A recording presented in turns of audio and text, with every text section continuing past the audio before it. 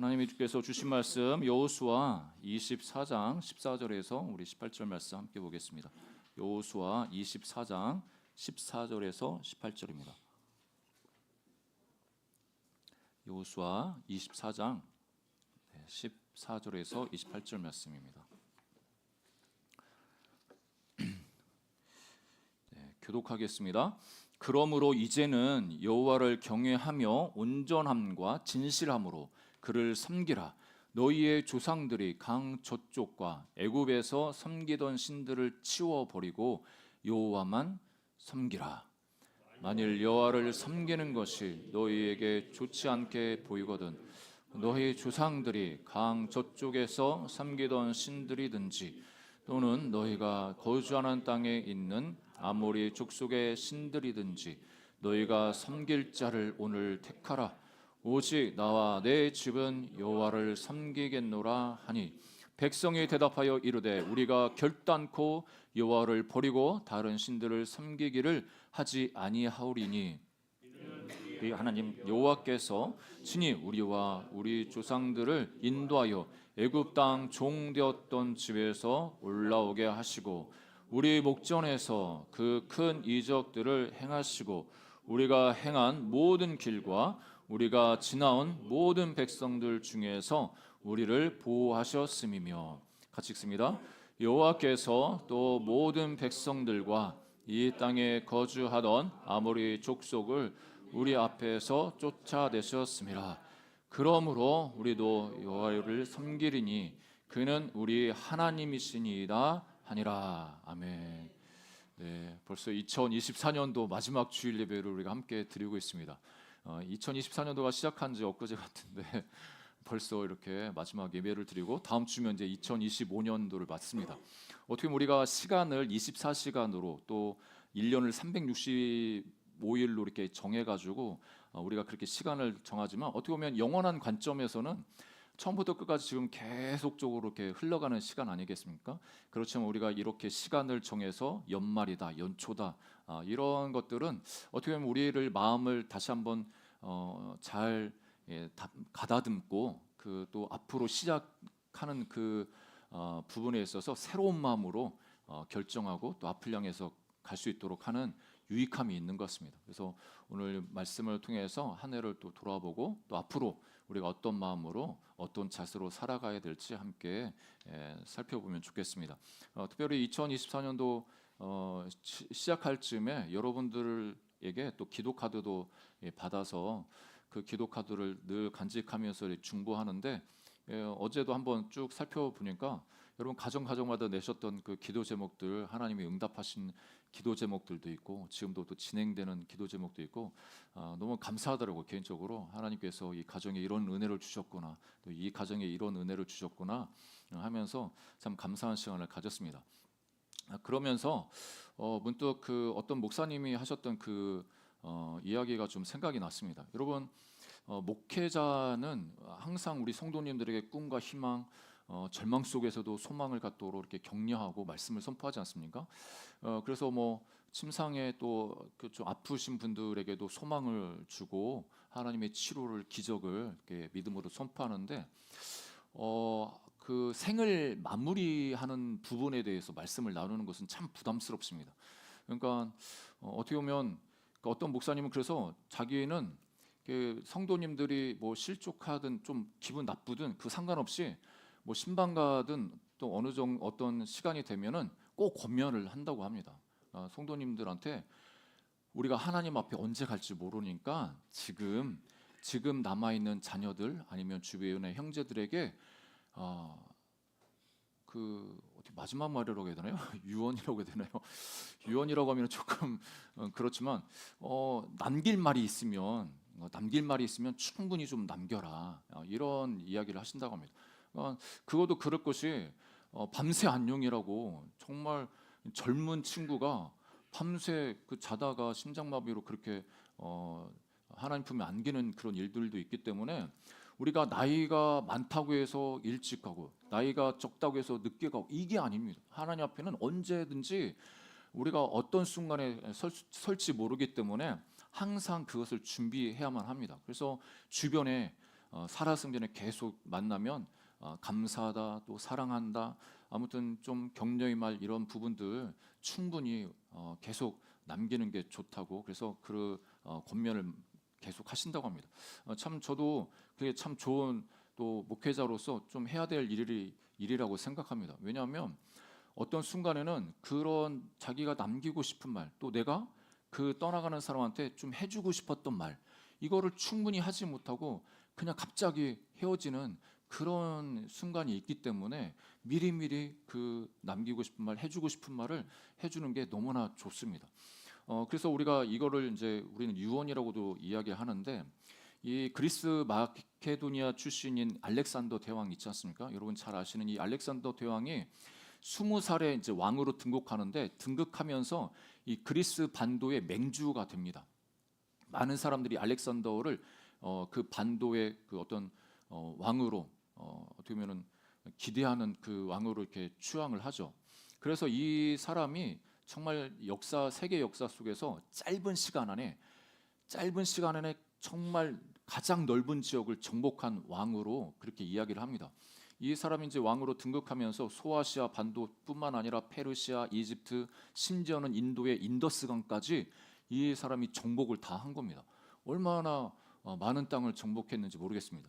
그런데 참 짧은 시간에 이런 놀라운 업적을 이뤘는데, 33살, 우리가 잘 아는 것처럼 33살에 병에 걸려가지고 죽게 된 겁니다. 갑자기 죽게 되는 거죠. 자기가 이뤘던 그 수많은 업적들, 그것을 누리지도 못하고 젊어서 병들어서 이제 죽게 됐는데, 그래서 휘하에 있는 장군들, 자기 장병들을 불러 모아놓고 유언을 합니다. 그 유언이 우리가 유명한 그 유언이죠. 내 관을 짜라. 그런데 관 옆에다가 양손을 밖에 놓을 수 있도록 구멍을 뚫어라. 그래서 내 관을 덮을 때 이 손은 하늘을 보도록, 하늘 향해 쳐들게 하라고 그렇게 유언을 남기죠. 어떻게 보면 이 알렉산더는 인생이라는 것이 빈손으로 왔다가 빈손으로 갈 수밖에 없는 존재라는 것을 자기 휘하의 장군들, 주변에 있는 사람들한테 보여주고 싶었던 거죠. 그래서 인생은 어떻게 보면, 유언 같은 경우는 어떻게 보면 우리 인생의 결론 아니겠습니까? 오늘 여호수아는 이미 여호수아 23장에서 유언을 합니다. 그런데 24장에 와서 또 다시 유언을 또 남깁니다. 어떻게 보면 긴박하기 때문에 이 여호수아가 조금 불안하다, 이 이스라엘 민족들이 조금 잘 됐으면 좋겠는데 또 불안한 마음으로 다시 한번 이 메시지를 주고 있는 거죠. 특별히 이제 내년 1월 달부터는 우리가 여호수아서를 처음 이제 묵상하게 됩니다. 여러분들 이미 큐티지 받으셔서 열어보신 분은 알겠지만 여호수아 1장부터 해서 쭉 말씀을 묵상하게 되는데, 그래서 내년에는 저도 올해도 그랬지만 말씀 묵상하는 그 본문 위주로 해서 주일날에도 함께 말씀을 나눌 계획입니다. 아무튼 24장 1절에 보니까 여호수아가 이 세겜이라는 곳에 이스라엘 모든 지파들을 모으는 것을 봅니다. 여호수아가 이스라엘 모든 지파를 세겜에 모으고 이스라엘 장로들과 그들의 수령들과 재판장들과 관리들을 부르매 그들이 하나님 앞에 나와 선지라. 어떻게 보면 참 표현이 웃기죠. 여호수아가 사람들을 불렀어, 이스라엘 사람들을 불렀는데, 세겜으로 다 불렀는데, 이 표현의 마지막 표현에 그들이 하나님 앞에 섰다. 그러니까 여호수 앞에 섰다 이게 아니라 하나님 앞에 섰다. 그러니까 이 여호수아는 하나님이 주신 감동의 말씀을 선포하고 이 사람들이 하나님 앞에 바로 설 수 있도록 이스라엘을 격려하는 거죠.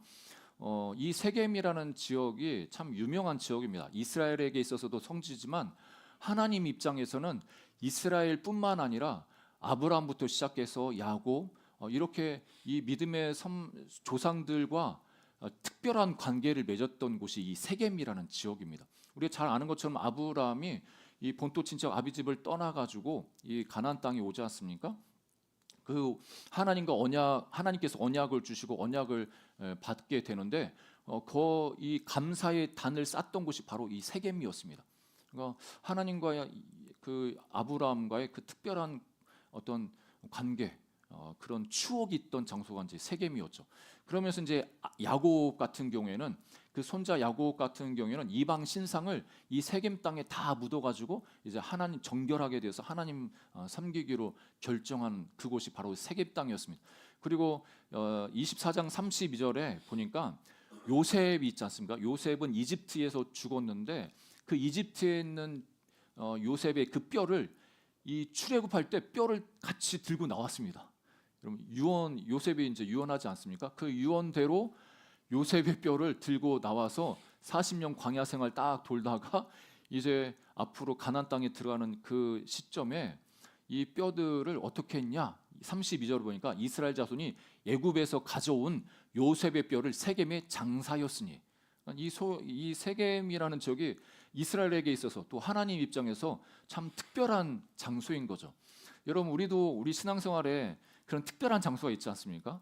하나님을 깊게 만났던 우리 골방일 수 있고 아니면 우리 오살리 기도원이나 양평 기도원이나 우리가 정말 하나님 앞에 뜨겁게 진짜 힘들고 어려울 때 하나님 앞에 가서 기도해서 은혜를 받았던 그 장소, 저마다 하나님과 특별한 관계, 그 장소 이렇게 이야기하면 하나님과 이런 관계, 이런 은혜를 받았던 장소지, 그런 게 누구나 다 있을 겁니다. 이스라엘에게 있어서는 그런 추억의 장소였는데 이 여호수아가 일부러 세겜에 이스라엘 사람들을 불러 모은 거죠. 그래서 하나님 앞에서 다시 한번 이 이스라엘 백성들에게 당부를 하는데 크게 두 가지를 당부를 합니다. 그게 뭐냐면 첫 번째, 세상 신을 버리라고 권면을 합니다. 14절 말씀 우리 함께 읽어볼까요? 우리 여호수아 24장 14절입니다. 시작. 그러므로 이제는 여호와를 경외하며 온전함과 진실함으로 그를 섬기라. 너희의 조상들이 강 저쪽과 애굽에서 섬기던 씨들을 치워버리고 여호와만 섬기라. 우리가 보통 생각할 때 여기 이스라엘 사람들은 하나님을 믿고 하나님을 섬기는 사람들 아니겠습니까? 지금 시점은 40년 광야 생활을 다 마치고 이제 가나안 땅에 들어와서 가나안 땅도 하나님께서 그 은혜 가운데 여호수아가 정복 전쟁을 해가지고 다 거의 이제 정복한 그 시점에 이제 이 여호수아는 그 땅을 떠나야 되는 이런 상황에서, 죽어야 되는 상황에서 이제 그 가나안 땅을 차지하고 살아갈 때 하나님만 섬기는데 그 전에 뭐 해야 되냐면 조상들이 강 저쪽에서 섬겼던 신, 이게 아브라함이 강 저쪽에서 우상을 만들어서 파는 그 부모 밑에서 자랐지 않습니까?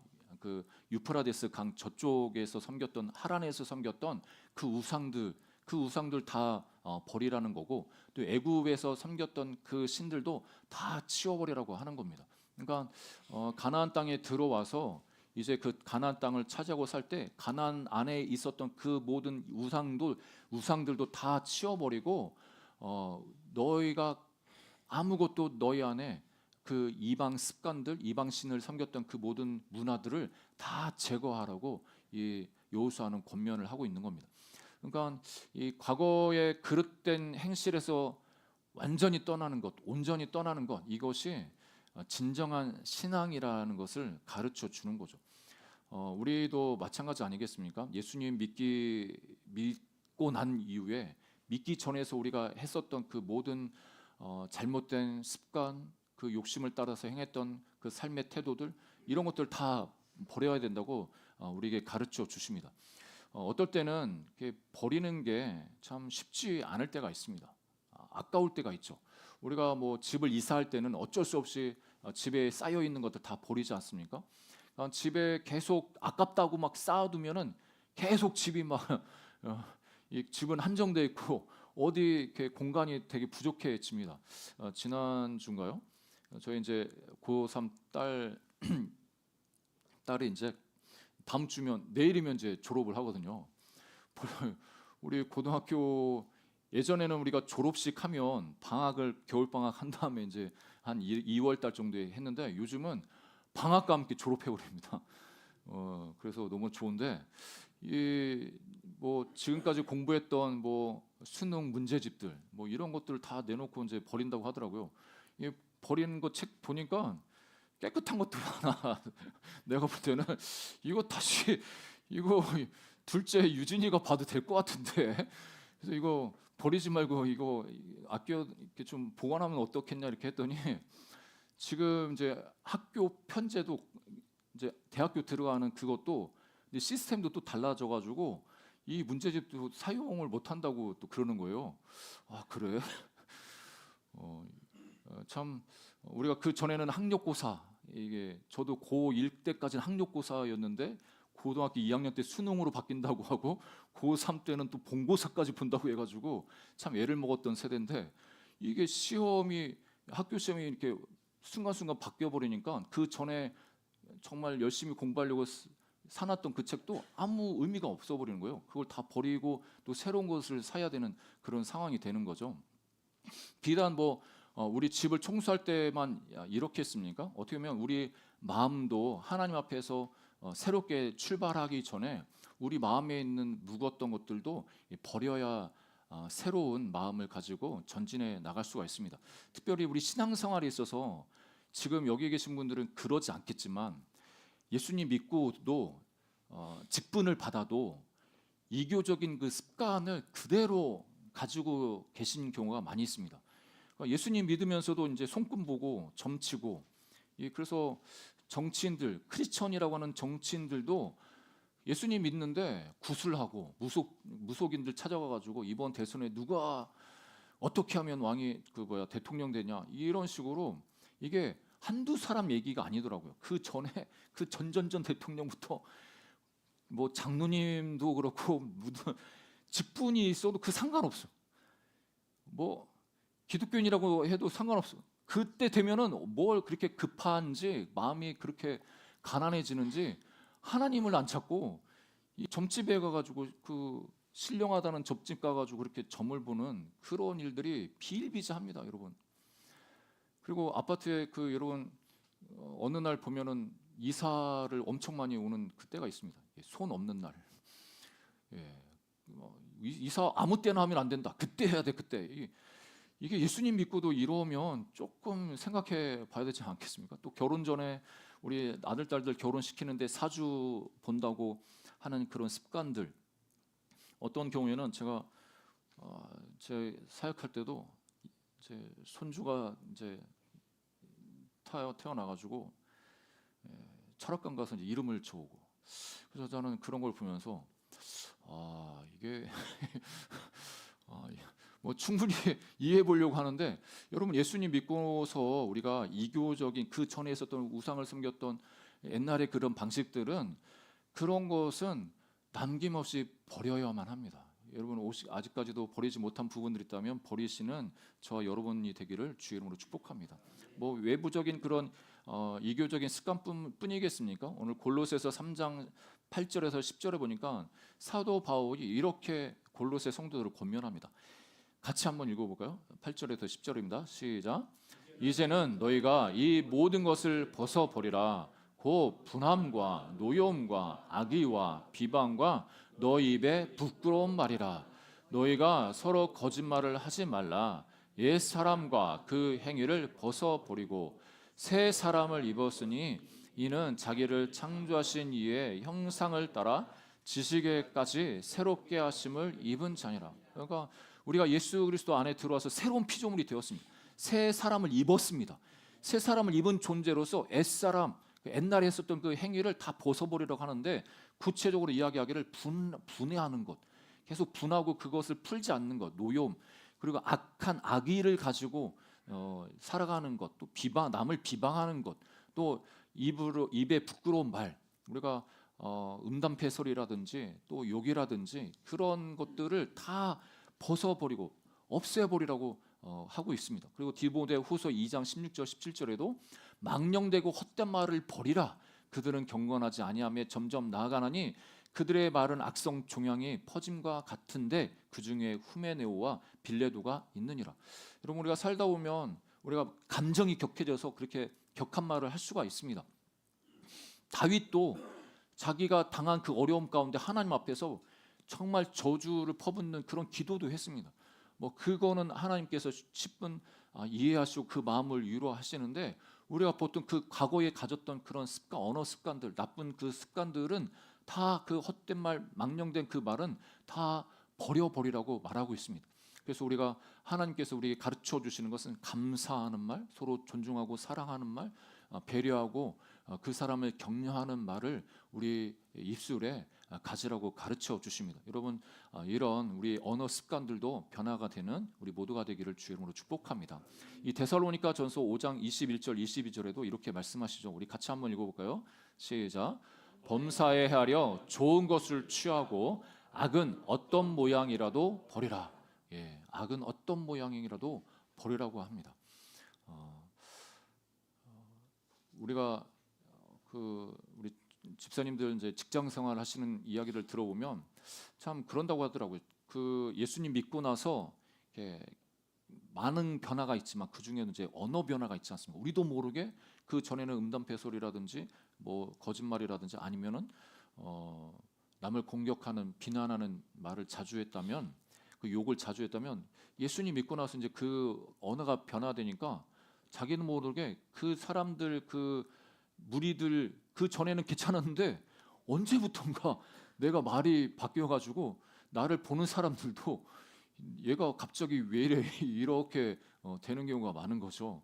그러니까 이게 나타날 수밖에 없는 거죠. 성령님께서 우리 안에 들어오시면 하나님께서 원하지 않는 그 말을 우리 입술로 내뱉는 것이 쉽지가 않습니다. 진짜 양심을 거스리면서까지, 성령을 거스리면서까지 그렇게 할 필요는 없지 않겠습니까? 우리 언어 습관에, 또 우리 삶에 있어서 어떤 모양에 있어서도, 모습에 있어서도 예수님을 닮아가는 우리 신앙이 되기를 주님의 이름으로 축복합니다. 어쩌면 2024년도를 돌아보면서 여러분의 삶에서 많은 변화가 있었겠지만 그 변화 중에 어떻게 보면 여러분의 언어 습관에도 변화가 있었는 줄 믿습니다. 두 번째로는 하나님만 섬기라고 이 여호수아는 강조를 하고 있습니다. 핵심은 여호수아가 23장에서도 유언을 남겼지만 24장에서 와서도 또 유언 남기는 것은 한 가지입니다. 그냥 너희들 하나님 섬겨야 된다. 하나님 섬겨야 된다. 하나님 백성이기 때문에 하나님 섬겨야 된다. 이거 하나죠. 어떤 믿음의 그 선배들 이야기를 들어보면 자기 아버지나 조부나 하나님을 섬겼던 1세대들 얼마나 치열하게 예수님 믿습니까? 여기 계신 분들도 자기 가문에 있어서 처음 예수님 믿어가지고 영적 전쟁을 너무나 심하게 하시는 분들도 많이 있을 겁니다. 그 1세대들이 예수님을 믿고 예수님을 따라가는 게 너무나 힘듭니다. 그래서 그 유언조차도 오늘 이 여호수아가 했던 그 말씀처럼 나와 내 집은 여호와만 섬기겠다. 이거를 묘비에 새기라고 해가지고 묘비에 새기는 거죠. 그래서 후손들이 그 할아버지, 아버지 그 묘에 와가지고 거기에 새겨져 있는 여호와, 나와 내 집은 여호와만 섬기겠노라. 이 그 글을 보면서 마음을 다시 한번 새롭게 한다는 이야기를 듣습니다. 여호수아가 이 14절에도 전반절에도 그러므로 이제는 여호와를 경외하며 온전함과 진실함으로 그를 섬기라. 후반절에 여호와만 섬기라. 백성들이 그 여호수아의 이야기를 듣고 18절에 보니까 여호와께서 또 모든 백성들과 이 땅에 거주하던 아모리 족속을 우리 앞에서 쫓아내셨음이라. 그러므로 우리도 여호와를 섬기리니 그는 우리의 하나님이심이니이다 하니라. 21절에도 백성이 여호수아에게 말하되 아니니이다 우리가 여호와를 섬기겠나이다 하는지라. 그 전에 어떤 이야기가 있냐면 여호수아가 이스라엘 백성들이 하나님만 섬기겠습니다. 예, 우리도 하나님만 섬기겠습니다. 이렇게 하니까 아니 너희들 섬기지 않을 거야. 너희들 성향을 보면 하나님 섬길 사람들 아닌 것 같아 하면서 이렇게 이야기하니까 이 이스라엘 백성들이 아닙니다. 장담컨대 절대로 우리는 하나님만 섬길 거예요. 이렇게 호언장담을 하고 있는 거죠. 우리가 역사를 통해서 보면 이렇게 호언장담했던 이스라엘 백성도 결국에 하나님을 안 섬기고 이방신을 섬겼던 것을 우리가 볼 수가 있습니다. 참 이런 부분들을 보면 우리가 배우는 게 많이 있죠. 우리는 죄성을 가진 죄인 아니겠습니까? 아무리 내가 하나님 앞에 하나님 결단하고 하나님만 섬기기로 해도 시간이 지나다 보면은 그 하나님만 섬기겠다는 그 결단이 흐려질 수밖에 없습니다. 여러분, 우리는 죄인이고 이 땅을 살아가고 있는 또 수많은 유혹 가운데 우리가 살고 있기 때문에 그런 세상에서 살다 보면 우리 마음도 흔들립니다. 그러니까 무엇이 필요하냐면 다시 하나님을 섬기겠다고 계속적으로 이 마음에 결단하는 그 결단이 필요한 거죠. 2024년도를 마무리하면서 올 한 해도 여러분 잘 사셨습니다. 열심히 사셨고 하나님을 섬기면서 여기까지 오셨습니다. 그런데 이걸로 부족하고 또 우리가 또 결단을 해야 됩니다. 나와 내 집은 하나님을 섬기겠다. 이렇게 하나님 앞에 결단하는 우리 모두가 되기를 주님의 이름으로 축복합니다. 그러니까 하나님만 섬기겠다는 게 무엇인가? 다른 게 아니죠. 우리 마음 중심에 하나님을 모시고 하나님 중심으로 우리가 무엇을 선택할 때에도 우리 생각으로 판단하고 선택하는 게 아니라 우리가 말할 때도 마찬가지고 하나님이 기뻐하시는 게 무엇일까? 하나님 무엇을 더 원하실까? 하나님은 뭘 원하시나? 그것을 생각하면서 선택할 때도 선택해야 되고 우리가 뭔가를 결정해야 될 때도 하나님을 먼저 생각하면서 결정해야 된다는 겁니다. 우리가 하나님을 섬긴다고 이렇게 이야기를 하면 우리가 생각이 그냥 교회 생활에서 봉사 열심히 하라는 얘기구나 이렇게만 생각해요. 하나님은 열심히 섬겨야 돼 이렇게 여러분 이야기를 들으시면 보통 목회자들이 하나님만 섬겨라, 하나님을 열심히 섬겨라 이렇게 하면 교회 와서 열심히 봉사하고 열심히 전도하고 예배 꼬박꼬박 잘 참석하고 그렇게만 생각을 하는 겁니다. 근데 여러분 그거는 어떻게 보면 여기 신앙의 예배 다 참석하고 뭐 헌금도 또 봉사도 열심히 한다고 해도 삶의 순간순간 하나님을 잊어버리고 그냥 내 마음대로 내 생각대로 그렇게 살아가면 그 모든 다른 것들 잘 해도 하나님을 온전히 섬기는 게 아닙니다. 여기 와서 예배 잘 드리시고 기도도 열심히 하시고 봉사도 열심히 하시는데 집에 가서 직장과 사회 속에 가가지고 하나님도 생각 안 하고 그냥 내 마음대로 선택하고 내가 아무렇게나 살아가고 옛날 습관 그대로 살아가면 그거는 하나님을 섬기는 게 아닙니다. 여러분 하나님만 섬긴다는 것 매 순간순간 우리가 뭔가를 결정하고 선택할 때 하나님께서 원하시는 게 무엇인지 우리가 하나님께 물어보고 하나님께서 감동 주실 때도 있고 또 우리가 모를 때도 있지 않습니까? 그래도 하나님께 그렇게 기도하고 하나님 마음 가운데 평강 주시는 대로 아니면 혼란스럽지만 내가 이것을 결정하고 이렇게 나가기 원합니다. 이렇게 하나님께 고백할 수 있는 그런 겸손한 태도가 우리 가운데 있기를 주님의 이름으로 축복합니다. 이게 바로 날마다 순간마다 하나님을 섬기면서 살아가는 삶입니다.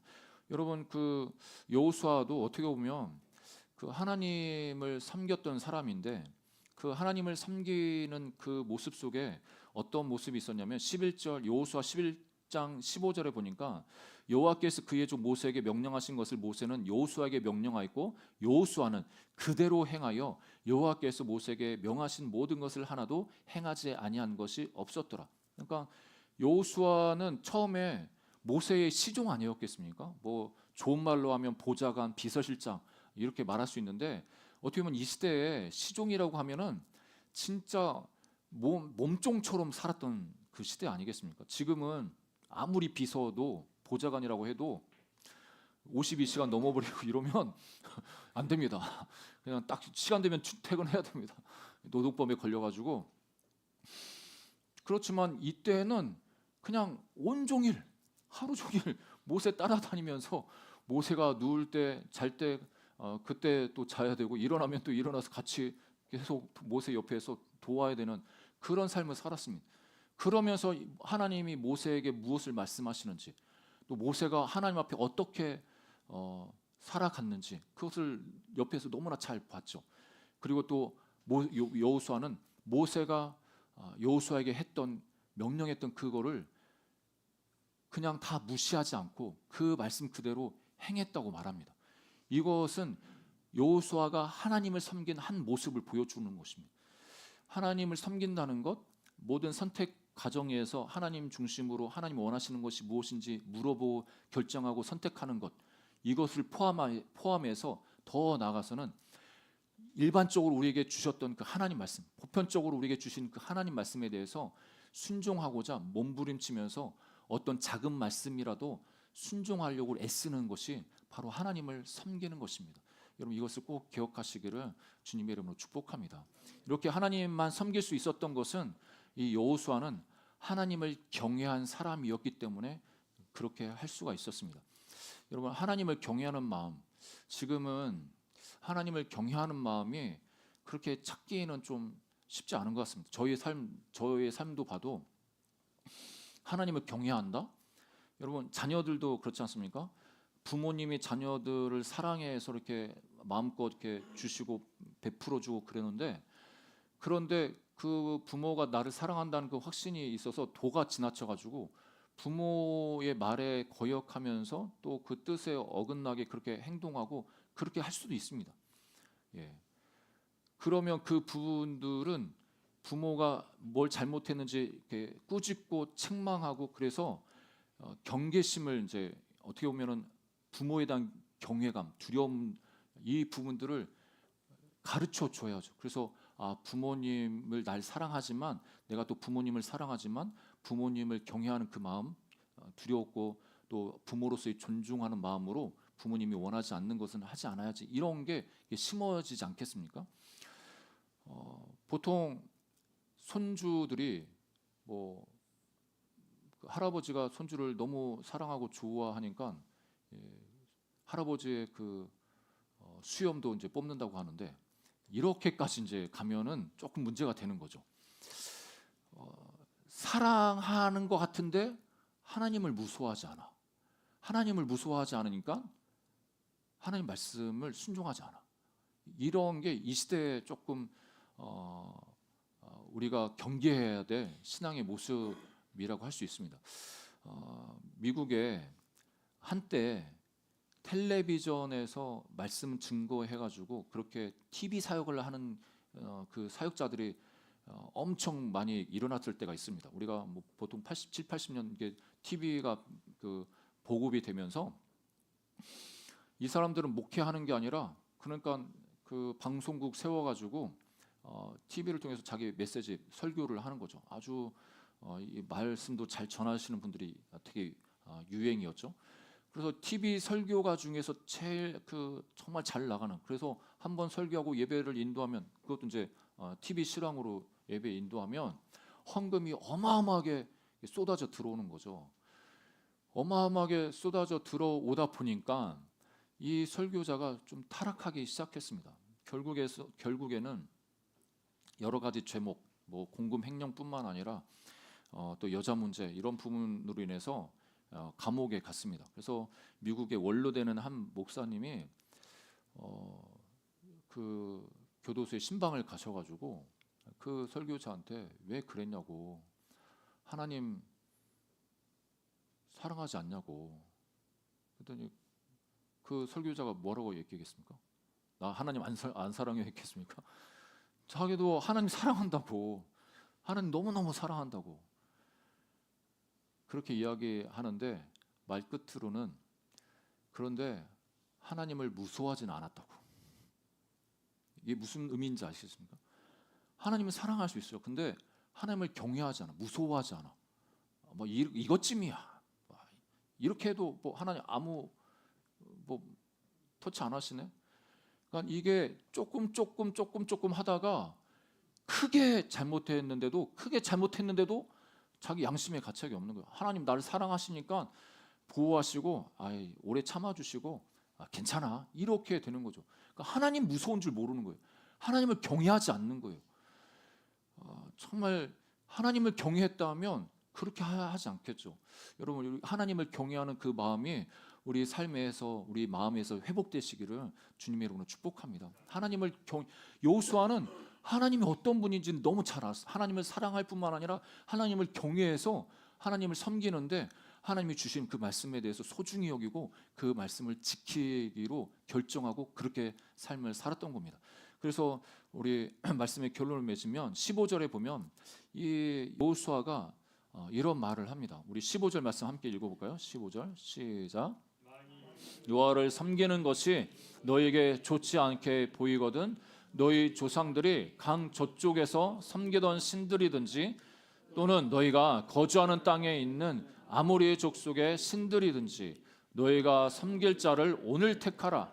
오직 나와 내 집은 여호와를 섬기겠노라 하니라. 그 유명한 오직 나와 내 집은 여호와를 섬기겠노라 하면서 이스라엘 백성들에게는 이렇게 도전하죠.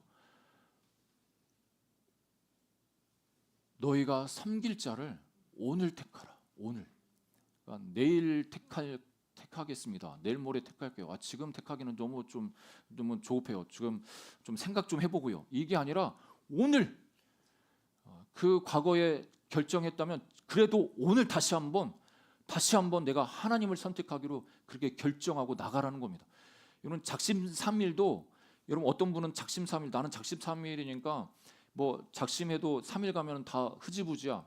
그래서 나는 작심삼일 안 할 거야. 이렇게 하시는데 여러분 매일매일 결심해 보십시오. 매일매일 작심삼일도 매일매일 하면은 그 작심삼일이 365일 갑니다. 365일 동안 지속됩니다. 그러니까 뭐 큐티하고 또 성경 읽고 기도하고 이런 것도 나는 목표를 세우고 한다고 결정해도 며칠 가면 나 흐지부지 아무것도 안 해. 여러분 매일매일 결정해야 됩니다. 매일매일 선택을 해야 됩니다. 내가 하나님을 따라가기로 매일매일 선택하고 하나님을 섬기기로 매일매일 선택해야 우리 신앙이 흔들리지가 않습니다. 여러분 우리 다시 한번 2024년도를 마무리하는 이 시점에 2025년도를 기다리면서 다시 하나님을 섬기기로 결정하고 결단하는 이 시간이 되기를 주님의 이름으로 축복합니다. 저는 2024년도를 돌아보면서 여러분들과 함께한 게 너무나 행복하고 너무나 감사합니다. 여러분은 정말 저를 많이 사랑해 주시고 또 옆에 함께 동역해 주시고 또 함께 기도해 주시고 이게 참 너무나 큰 힘이 됩니다. 그리고 또 우리 공동체 안에서 저는 개인적으로 우리 다운 형제랑 매일매일 이렇게 큐티랑 성경 읽는 걸 하는 게 너무 감사하더라고요. 어제 우리가 신학 다 읽었습니다. 다운 형제랑 중반에 이렇게 시작해가지고 신약을 다 통독하고 우리 다운이한테 이렇게 물어보니까 내년에는 이제 구약 성경 같이 읽는 걸로. 여러분 저도 그렇고 다운이도 그렇고 어떻게 보면 같이 함께 하니까 할 수 있는 거죠. 여러분들 가족 안에서도 부부 안에서도 여러분 같이 하십시오. 같이 한번 해보십시오. 그러니까 못하는 날도 있습니다. 저도 늦게 끝나고 또 그런 일은 저도 못해가지고 다운아 미안해. 그렇게 할 때도 있습니다. 그렇지만 포기하지 않고 계속하면 한 장 읽고 두 장 읽고 어떤 때는 세 장 읽고 어떤 때는 또 한 장 읽고 그렇게 매일매일 지속하면 그 지속하는 그것이 그렇게 아름다운 결과를 맺을 수가 있는 것입니다. 여러분 이렇게 우리 함께 하나님을 섬기기로 결정하고 서로를 도와주면서 격려하면서 하나님만 섬기는 우리 위리 하늘교회 모든 성도들 그 가정들 되기를 주님의 이름으로 축복합니다. 오늘 말씀 한 구절 보고 마치겠습니다. 2025년도를 위해서 기도할 때에 하나님께서 그런 감동을 주셨습니다. 우리 교회가 이기는 교회, 우리 교회의 부르심과 비전과 사명은 똑같습니다. 동일합니다. 성령 충만한 예수님의 제자 공동체를 세워가는 게 우리의 비전이고 우리의 꿈이고 그래서 우리가 미전도 종족 선교하고 선교사님들 선교하고 또 우리가 구제도 하고 또 안으로는 우리 교회학교 다음 세대들 세우는 그 일들 계속 지속적으로 할 겁니다. 그런데 올 한 해를 생각할 때 하나님 올 한 해에 우리 위례 하늘교회 우리 성도님들과 예수님을 따라갈 때 주실 그 말씀 이렇게 구했을 때 이 말씀을 주셨습니다. 로마서 8장 37절인데요. 로마서 8장 37절 우리 함께 읽어볼까요? 같이 읽겠습니다. 시작. 그러나 이 모든 일에 우리를 사랑하시는 이로 말미암아 우리가 넉넉히 이기느니라. 여러분은 넉넉히 이기는 자입니다. 넉넉히 이기실 것입니다. 할렐루야. 나라적으로도 힘들다고 하고 경제적으로도 많은 어려움들이 있다고 합니다. 이곳에 우리가 어떻게 살아야 될지 또 앞으로 좀 막막한 부분들이 있을 수 있는데 그런데 하나님께서는 우리에게 말씀하십니다. 우리를 사랑하시는 그 하나님으로 말미암아 그러니까 우리의 열심, 우리의 노력도 있어야겠지만 그것을 더 덮는 뭐 노력하지 말라 이게 수고하지 말라 이게 아니라 그것도 있지만 우리가 한계가 있지 않겠습니까? 우리의 능력이 한계가 있습니다. 하지만 하나님이 우리를 도와주시겠다고 하나님으로 말미암아 이기게 될 것이라고 우리에게 말씀하십니다. 여러분의 가정도 여러분의 개인의 삶에 있어서도 하나님께서 이기게 하실 것입니다. 죄와 싸워 이기게 하실 것입니다. 이 세상과 싸워 이기게 하실 것입니다. 절망과 싸워 이기게 하실 것입니다. 막막한 현실 가운데 불확실한 그 미래 때문에 불안해하는데 그 불안함도 하나님께서 이기게 하실 것입니다. 그 이기게 하실 그 하나님을 바라보면서 승리하는 2025년도 되기를 주의 이름으로 축복합니다. 그래서 오늘 새벽 예배에도 이기는 자 하면은 우리 요한계시록 2장 3장에 7교회가 나옵니다. 7교회는 이기는 자가 어떤 축복을 받는지, 어떤 은혜가 있는지를 말씀하고 있는데 어떤 게 또 이기는 자의 삶인지 함께 찾아보면서 한 주 새벽 예배를 진행하려고 합니다. 그리고 송구 영신 예배는 영신 예배 드릴 때 그 새벽은 새벽 예배 없습니다. 새벽 예배를 앞당겨서 4시간 5시간 앞당겨서 예배 드린다고 생각하시면 됩니다. 예, 그렇게 예배를 진행하려고 합니다. 예, 오늘 말씀을 기억하면서 함께 기도했으면 좋겠습니다. 여러분 2024년도를 돌아보면서 저마다 감사의 제목들이 다 있으실 겁니다. 우리 연초에 하나님 앞에 기도했던 것들, 이루어진 부분들, 또 이루어 가시고 계신 그 부분들을 놓고 하나님께 감사했으면 좋겠고 2025년도도 여러분 꿈꾸시기를 도전합니다. 목표를 세우시고 기도 제목을 한번 기록해 보시길 바랍니다. 여러분 감사 노트는 남한테 보여주고 내 후대에게 보여주려고 쓰는 게 아니라 하나님 앞에서 내가 어떤 감사, 이게 감사를 처음에 찾으려고 하다 보면은 좀 머리가 아플 수 있습니다. 맨날 똑같은 것 같은데 뭘 또 감사해야 되나 이렇게 할 수 있는데 그런데 그렇게 감사할 거리를 찾다 보면 나도 모르게 하나님이 깨닫게 하시는 게 있습니다. 아 이것도 하나님이 주시는 은혜구나. 이거를 깨달으면서 더 감사할 수 있습니다. 이 감사로 내 생각과 내 언어와 내 삶이 바뀌어질 때 하나님이 그 놀라운 또 영적인 선순환이 되어서 기적과 축복을 누릴 수가 있습니다. 그런 은혜를 누리는 우리 2025년도 되도록 우리 함께 또 이 시간 기도하는 시간 갖겠습니다. 우리 주님 예.